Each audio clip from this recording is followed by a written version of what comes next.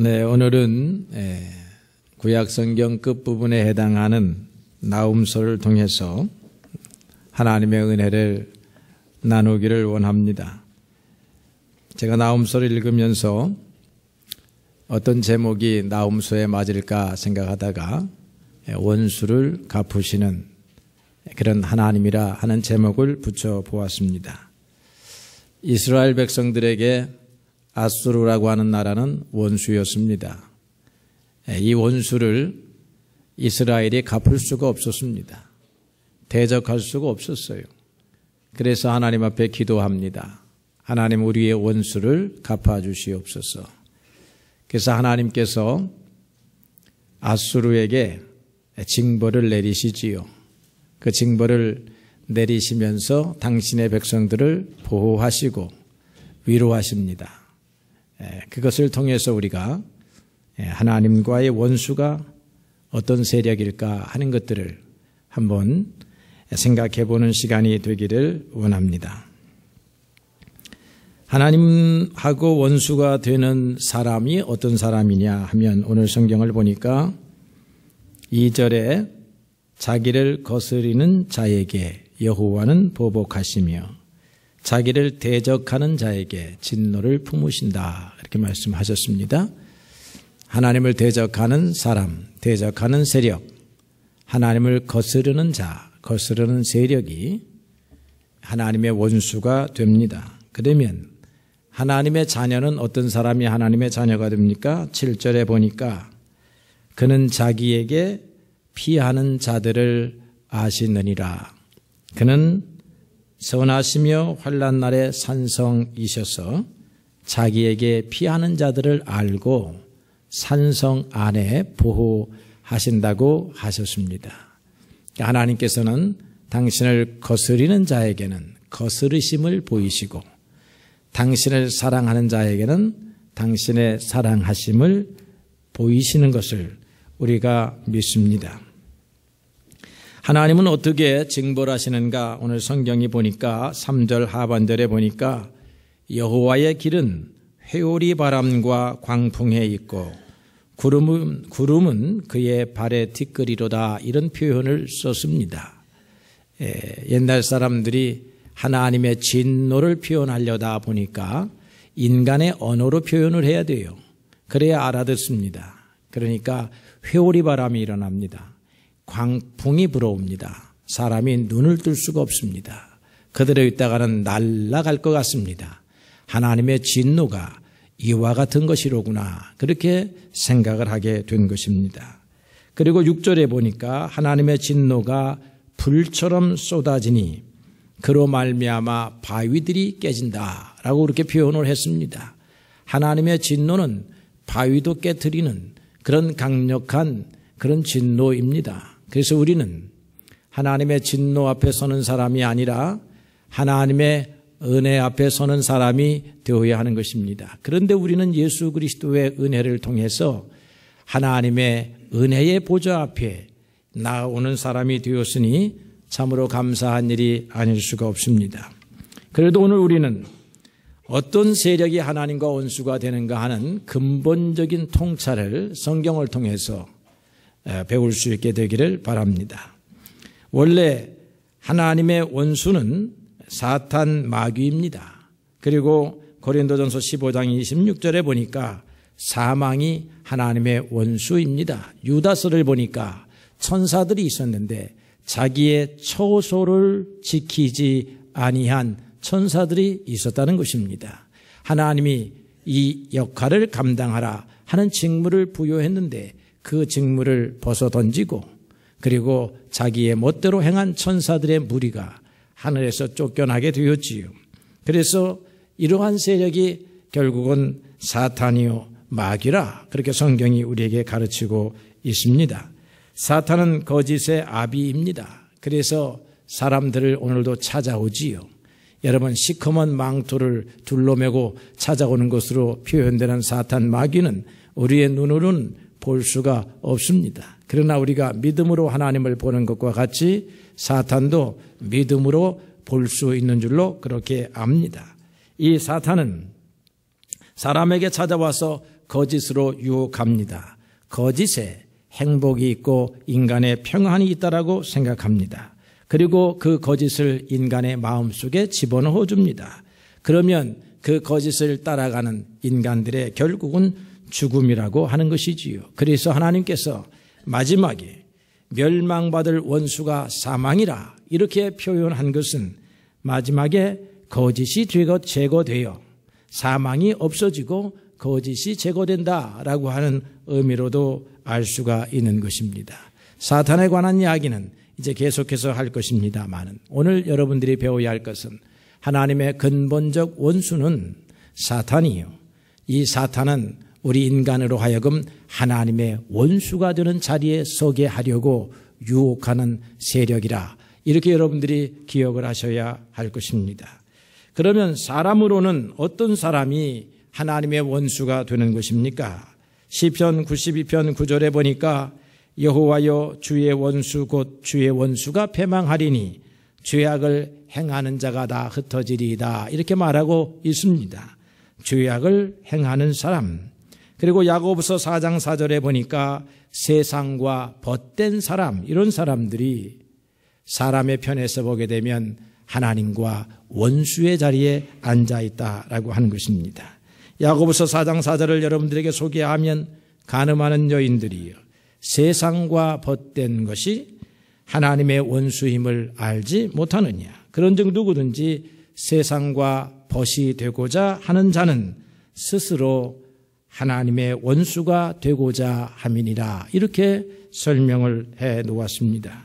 그러므로 우리는 죄악을 짓는 자리, 그리고 세상의 것을 탐하고 좋아하는 그런 육신의 자리에 앉지 아니하도록 그렇게 신앙생활을 해야 하는 줄로 압니다. 세 번째로는 오늘 나훔서에서 표기하고 있는 것과 같이 하나님의 백성을 핍박하는 세력이나 사람들을 하나님은 자기의 원수로 여기신다라고 하는 것입니다. 하나님이 이스라엘 백성을 사랑하시니까 사랑하는 이스라엘 백성들의 원수를 하나님은 아버지로서, 주인으로서 당신의 원수로 여긴다라고 하는 것입니다.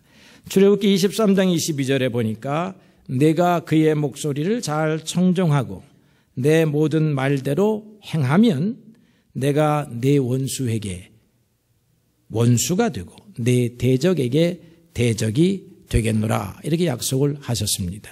여러분들이 하나님 말씀 가운데 살아가면, 여러분들이 그리스도 안에서 살아가면 여러분의 대적을 하나님이 자기의 대적으로 여기시겠다고 하신 것입니다. 여러분들을 찾아오는 세상의 유형무형의 모든 대적들을 하나님이 대적으로 여기시니 하나님께서 여러분 앞에 서셔서 그 대적의 화살을 맞지 아니하도록 여러분들을 돌보시겠다라고 말씀하시는 것입니다. 여기에 우리의 위로가 있고 여기에 우리의 경계가 있습니다.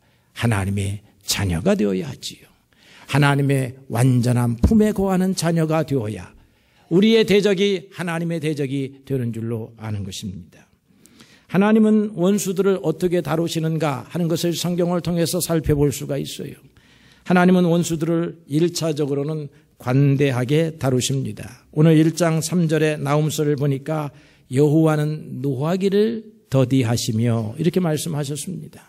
하나님은 악인에게나 선인에게나 노하기를 일단 더디하시는, 기다리시는 그런 하나님이십니다. 하나님의 관대하심이라고 하는 것입니다. 하나님의 무지하심이 아니고 전지전능하신 하나님께서 인간의 죄악을 알고 자신의 대적자로 서 있는 세력을 알고도 잠깐 관대함으로 다루신다라고 하는 것이지요. 왜 그런가 하면 그것도 당신의 백성이요 당신의 창조물이기 때문에 그런 것입니다. 이러한 사상은 우리가 요나서에서 배우게 되는데요. 요나가 니느웨 성이 어찌 되는가 알아보려고 니느웨 성 바깥에다가 초막을 짓고 기다려보고 있는데 태양이 위에서 내리쬐입니다. 그런데 우연찮게 박농굴이 자라나가지고 이 요나의 머리에 그늘을 만들어 주었습니다. 요나가 기뻤습니다. 그런데 이 박농굴이 벌레가 먹고 뜨거운 태양빛에 시들어 버리고 나니까 요나가 그 일로 인해서 태양빛 때문에 화가 벌컥 났습니다. 요나가 화가 난 것을 알고 하나님이 와서 질문을 하지요. 너는 기르지도 아니하고 내가 심지도 아니한 박농쿨이 없어지는 것 때문에 화가 나느냐? 이렇게 물으시면서 내가 저 기르고 배양한 12만 명의 이 백성들을 조금 사랑하고 아꼈다고 내가 화 낼 일이냐? 이렇게 반문을 하시지요. 니느웨는 하나님에게서도 온전치 못한 백성이요, 하나님이 원수로 여겨 그 즉석에서 심판을 해도 아무 말을 할 수 없는 악한 백성이었지만 하나님이 기본적으로 관대하게 다루셨다. 그 이유는 그 백성들도 하나님의 피조물이요 창조물이기 때문이라고 하는 것입니다. 그래서 예수님께서는 마태복음 5장 45절에서 이와 비슷한 말씀을 하시지요. 그러면서 우리에게 말하기를 원수를 사랑해라. 너희를 핍박하는 자를 위하여 기도해 주어라. 왜 그런가 하면 이같이 하게 되면 하늘에 계신 너희 아버지의 진정한 아들이 될 것이다. 아니, 하늘에 계신 아버지는 어떻게 하셨는가 하면 하늘에 계신 아버지는 그 햇빛을 악인과 선인에게 고루 비치시며 하늘에 계시는 아버지는 그 비를 의로운 자와 불의한 자에게도 동일하게 내리우심이니라. 이렇게 말씀하셨습니다. 하나님이 악한 사람이라고 햇빛을 거두시고 악한 사람이라고 비를 안 주는 게 아니라 비도 고르게 주고 햇빛도 고르게 주고 공기도 고르게 주고 자연의 모든 은택을 고르게 준다라고 하는 것입니다. 하나님이 그렇게 원수에게 자비를 베푼 것처럼 우리 사람들도 원수로 여겨지는 사람들을 자비로 대하게 되면 그것이 하나님의 성품을 닮아가는 것이고 하나님의 진정한 아들다운 행동이 되었다라고 말씀하고 있다라고 하는 것입니다.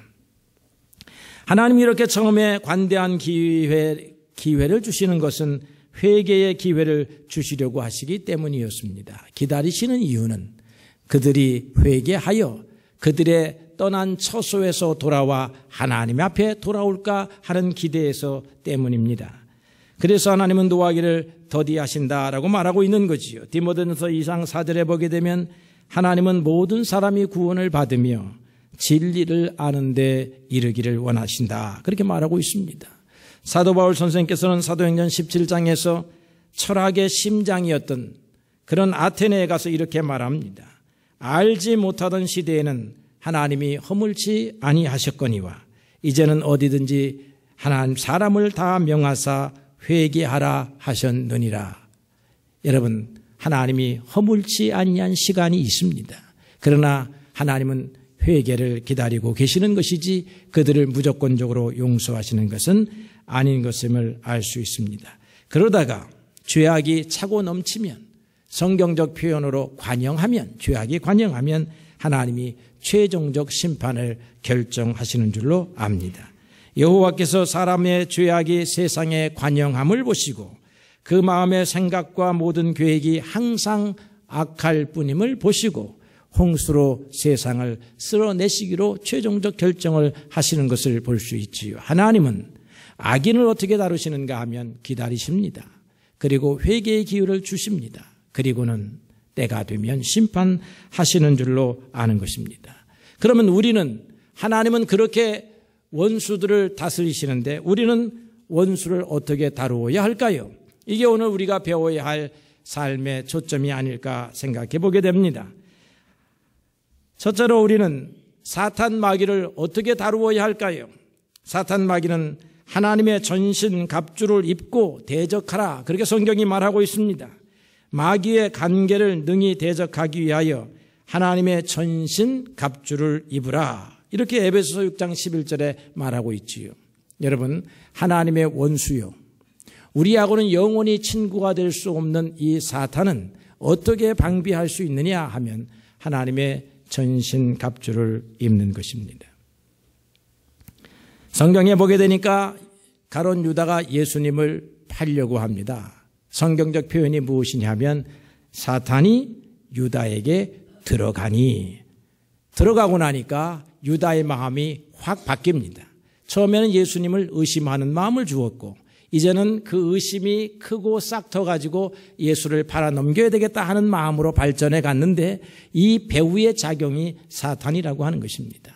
그 생각이 들어가자마자 그는 대제사장에게로 달려가서 내가 예수의 동선을 알고 있습니다. 오늘 밤에 어디로 갈 줄로 알고 있습니다. 하고 고발하고 있는 모습을 보게 되는 것입니다.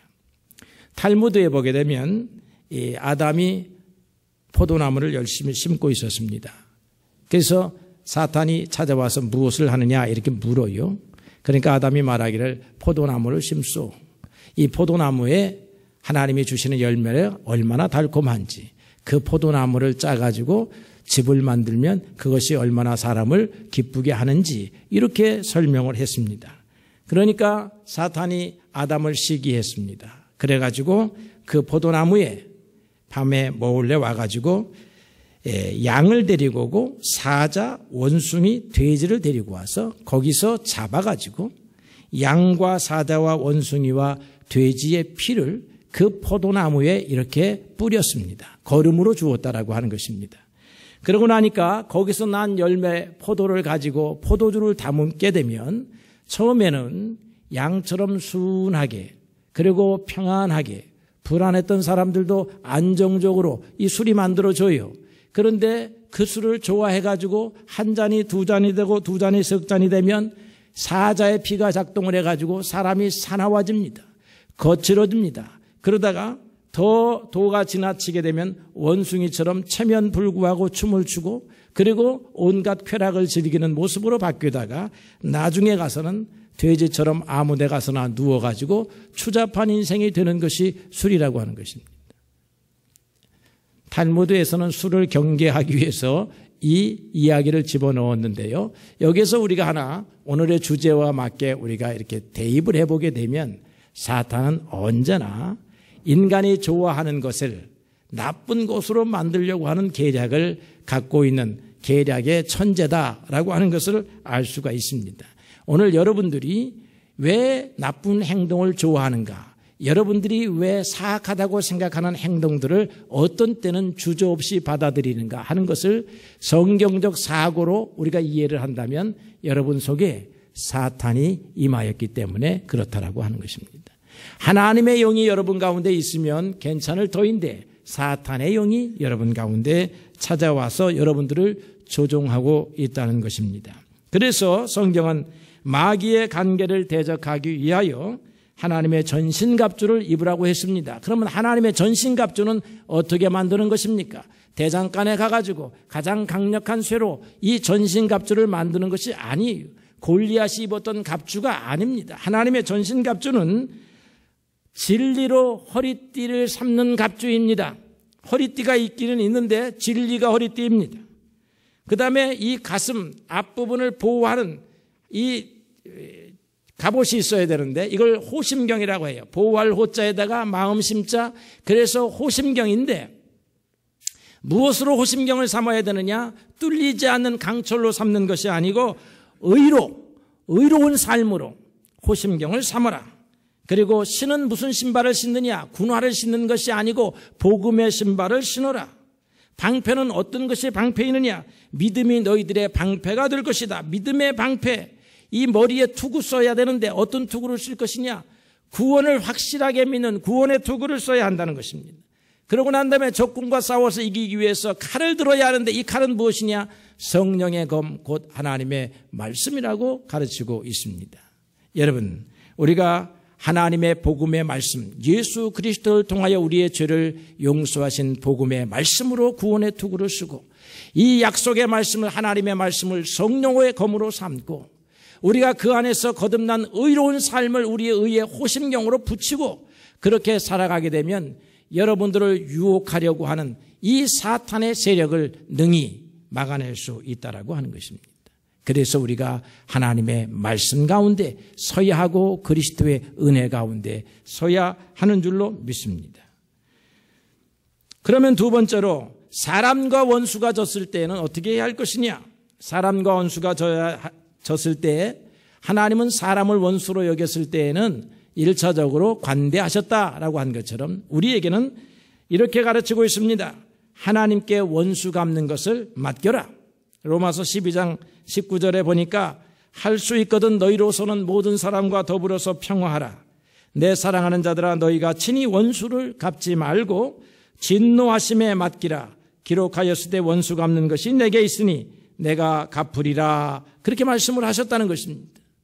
그러면 우리가 이 원수를 왜 이렇게 하나님께 맡겨야 하는가? 성경은 3가지 이유를 우리에게 가르쳐 주는데요. 첫 번째로는 그 원수가 우리보다 강할 때가 많기 때문에 그렇습니다. 우리가 원수를 이길 수 없기 때문에 원수에게 직접 가서 우리가 싸우려고 하면 이길 수가 없어서 하나님께 맡기라고 하시는 거죠. 다윗이 사울과 싸우는데요. 다윗이 사울을 이길 수가 없었어요. 다윗은 혈혈단신 혼자이고 사울은 보통 기록된 걸 보니까 3,000명의 군사를 데리고 다니면서 다윗을 찾으러 다닙니다. 어떻게 이길 수가 있어요? 하나님께 기도하는 수밖에 없습니다. 요셉이 보디발의 아내에게 모함을 당했습니다. 네, 억울합니다. 이래가지고 보디발의 아내와 변론에 법정에 쓴다고 한들 요셉이 보디발의 아내를 이길 수가 없어요.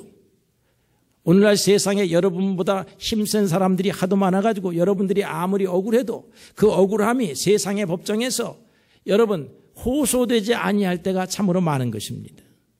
이 하나님께 맡겨야 된다 이 말이죠. 두 번째로는 나의 원수가 하나님에게는 원수가 아닐 때가 있기 때문에 그렇습니다. 즉 일시적으로는 원수의 관계가 되었지만 근본적으로는 형제이기 때문에 우리가 하나님께 원수 갚는 것을 맡겨야 한다는 것입니다. 요셉과 요셉의 형제들이 있는데요. 요셉의 입장에서 볼 땐 그의 이복 형제들이 어떤 사람들입니까? 원수 같은 사람이죠. 우리가 그 정도 됐으면 평생 이를 갈고 쳐다도 보지 아니하고 만나지도 아니할 뿐만 아니라 기회가 오면 철저하게 보복할 그럴 대상들이 요셉의 이복 형제들이었습니다. 그런데 요셉이 이상하게 자기가 애굽의 총리가 되어서 칼을 들게 되었을 때 이 자기의 형들을 가감하게 보복하지 아니하고 그들을 용서한단 말이죠. 왜 그러냐 하면 그가 하나님의 섭리를 알고 있었기 때문에 그런 것입니다. 하나님은 요셉을 큰 인물로 만드시고 그 다음에 요셉의 형제들을 장차 믿음의 12지파로 만들기 위해서 이런 시련의 장을 공동으로 놓으셨단 말이지요. 그런데 요셉이 편협한 마음에 좁은 마음에 그들에게 보복을 하였다라고 하면 하나님의 원대한 위대한 계획이 이루어질 방법이 없었다라고 하는 것입니다. 그래서 우리가 오늘 마음속으로 원수 삼고 있는 사람들에게도 하나님이 그들에게도 긍휼을 베풀고 있지 아니할까 하는 생각을 해볼 필요가 있다는 것입니다. 데살로니가 교회의 성도들이 고린도 교회를 비롯해서 데살로니가 교회도 보니까요. 성도들 가운데 교회를 핍박하고 교회의 분란을 일으키고 그리고 예수 그리스도의 복음을 제대로 믿지 아니하고 다른 소리 하는 사람들이 있었다는 것입니다. 그래서 사도 바울 선생한테 물었습니다. 이런 사람들 도대체 어떻게 처리하면 좋겠습니까? 라고 했더니 데살로니가 후서 3장 14절에 15절에서 사도 바울이 이렇게 권면합니다.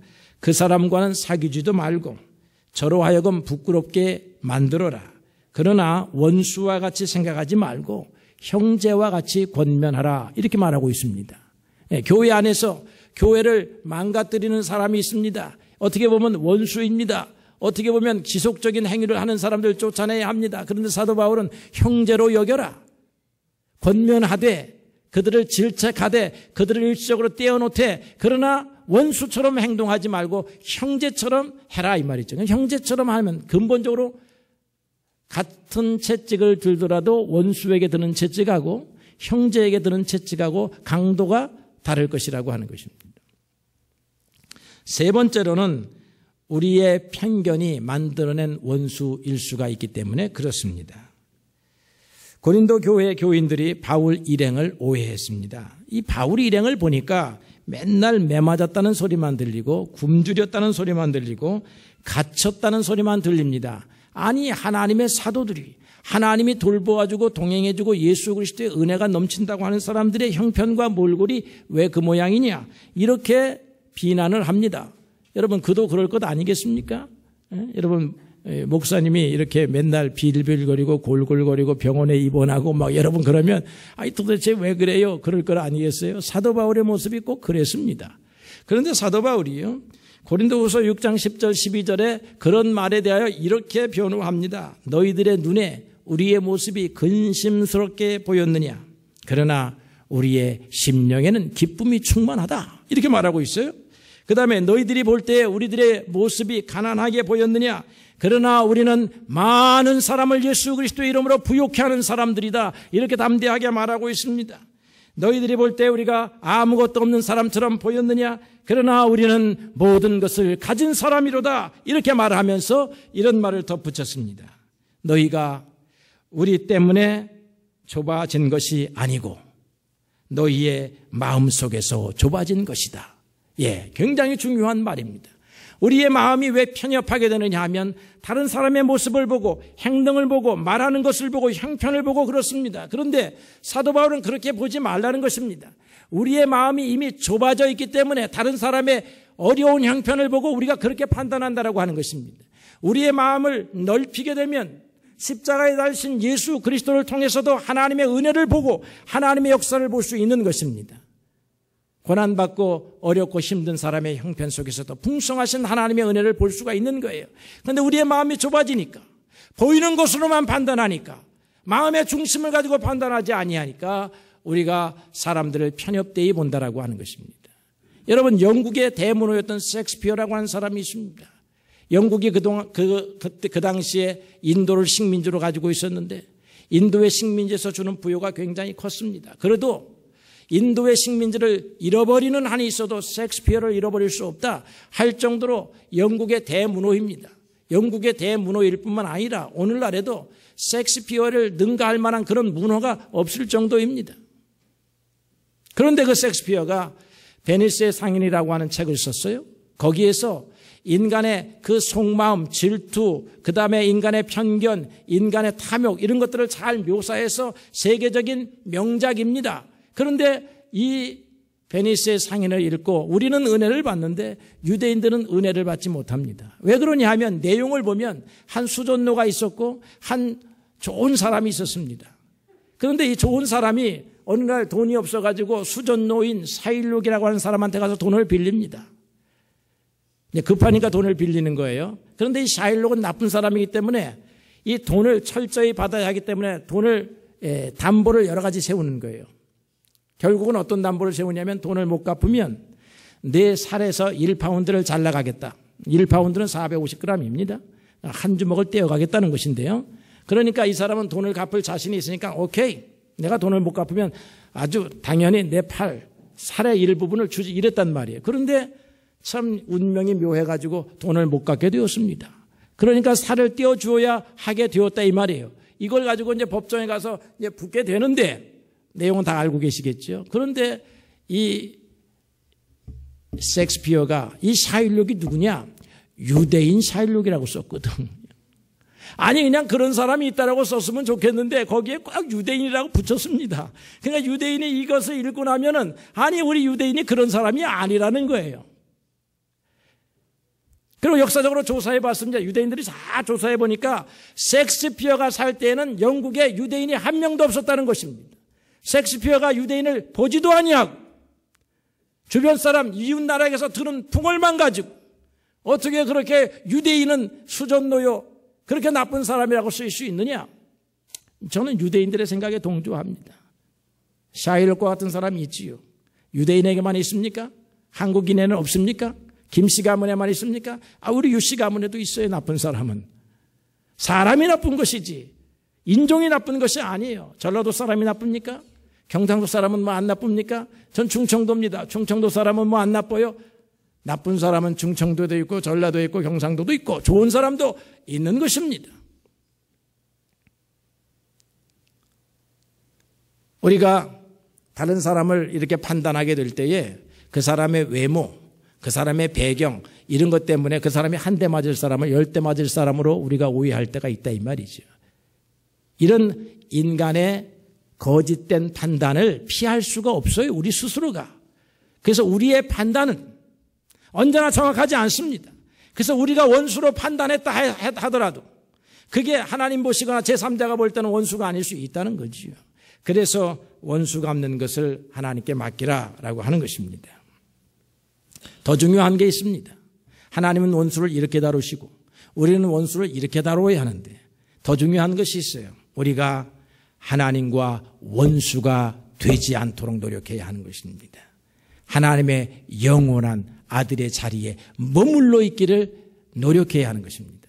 탕자의 자리로 가지 말고 항상 하나님 앞으로 돌아가는 사람이 되어야 된다라고 하는 것이, 하나님을 떠나가는 사람이 아니라 하나님 앞으로 돌아오는 사람, 세상을 바라보는 사람이 아니라 세상을 등지고 하나님을 바라보는 사람이 되어야 하는데, 어떤 사람이 그런 사람이어야 하느냐 하면 마태복음 7장 21절에 보게 되면 주여 주여 하는 사람이 되지 말라고 하고 있습니다. 그러니까 이건 우리 예수 잘 믿는 사람에게 해당되는 말이에요. 예수 잘 믿습니다. 입술로는 고백하는데 실제 행동에 있어서는 하나님이 원수로 여길 만한 행동을 하고 있다는 것입니다.